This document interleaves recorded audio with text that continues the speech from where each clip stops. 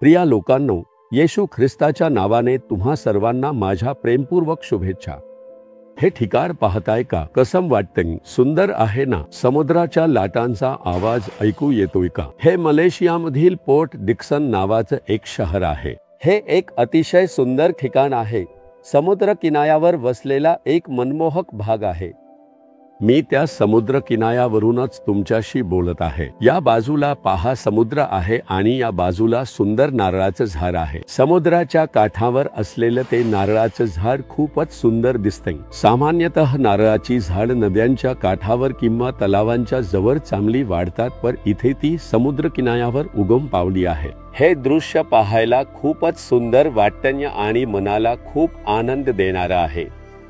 या समुद्र किनाऱ्यावर बसून समुद्राच्या लाटांचा आवाज ऐकला तर मनाला एक वेगळाच आनंद मिळतो। तुम्ही अनुभवला आहे का? ते तिथेच बसले आणि तुम्हाला ते आवडले। परमेश्वराने इतका विशाल समुद्र निर्माण केला आणि त्यात या लाटा निर्माण केल्या, ज्याला मर्यादा ठरवून दिली आहे। त्यामुळे ते आपल्याकडे येतं आणि परत मागे सरकत ते पाहायला अप्रतिम सौंदर्य असतं। अगदी त्याचप्रमाणे आपल्या आयुष्यातही लाटांसारख्या समस्या येतात। दुरून पाहिलं तर त्या आपल्याला गिरून टाकतील असं वाटतं, पण जसं त्या जवळ येतात तसंच त्या मागेही सरकून जातात, कारण तुमच्या सोबत एक जण आहेत, प्रभू येशू। समुद्र निर्माण केलेला देव, आकाश आणि पृथ्वी निर्माण केलेला देव, ते तुमच्या सोबत आहेत। म्हणून ती समस्या येईल आणि मग मागे सरकेल। आज तुमच्या आयुष्यात कितीही समस्या आलेल्या असल्या, त्या मागे सरकताना तुम्ही पाहाल। याचं कारण माहितीये का? प्रभू तुम्हाला एक वचन देत आहेत। रोमकरांस पत्र अध्याय 16 वचन 20 मध्ये, शांतीचा देव सैतानाला तुमच्या पायांखाली लवकरच तुडवी। सैतान तोच आपला शत्रू आहे। सर्व समस्यांना कारण कोण? अविरतपणे समस्या येतच राहतात। एक संपली की दुसरी, ती संपली की पुढची, असंच सतत चालूच असतं।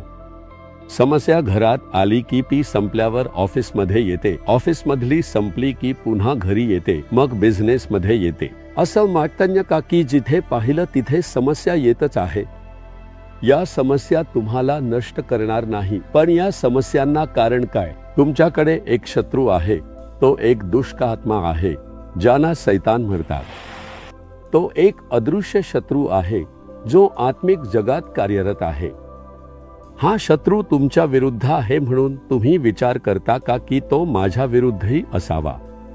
तुम्ही येशूचे मुलं झालात किंवा येशू सोबत चालायला सुरुवात केली, तो येशूचा शत्रू आहे। म्हणूनच तुम्ही येशूची मुलं आहात, म्हणून तो तुम्हाला शत्रूसारखं पाहतो। म्हणून जर तो तुम्हाला त्रास देत असेल, मुलांना त्रास झाला, तर त्याचा सर्वात जास्त परिणाम कोणावर होईल?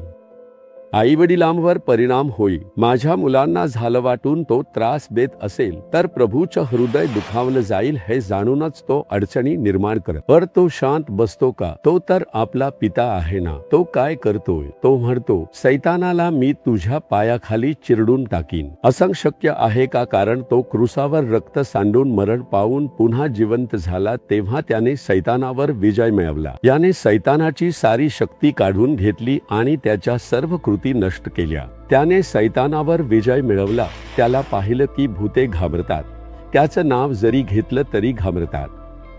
म्हणूनच तुम्ही घाबरू नका, निराश होऊ नका। मी येशूच्या नावाने सांगतो, निघून जा।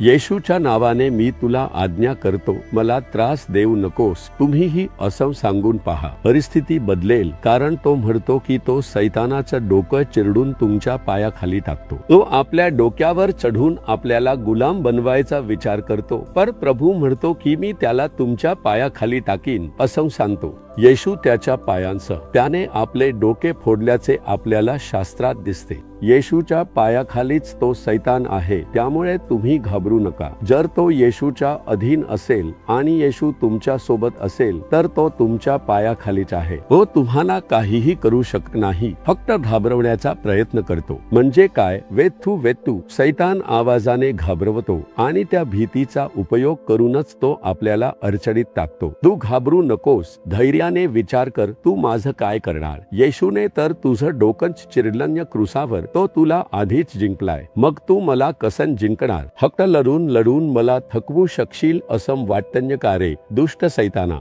येशू ख्रिस्ताच्या नावाने मी तुला जिंकतो. तुम्ही सांगा, तो परत आहे. तुम्ही माहिती नसल्यानं, अज्ञानात असल्यामुळेच तो तुम्हाला घाबरवत राहतो. अरे बापरे, सैतान आला, आता काय करायचं? सैतान असं लढतोय, काय करायचं? ही लढाई, ती लढाई. घाबरू नका, तो काय करणार? तो फक्त तुम्हाला घाबरवून त्रास देऊ शकतो.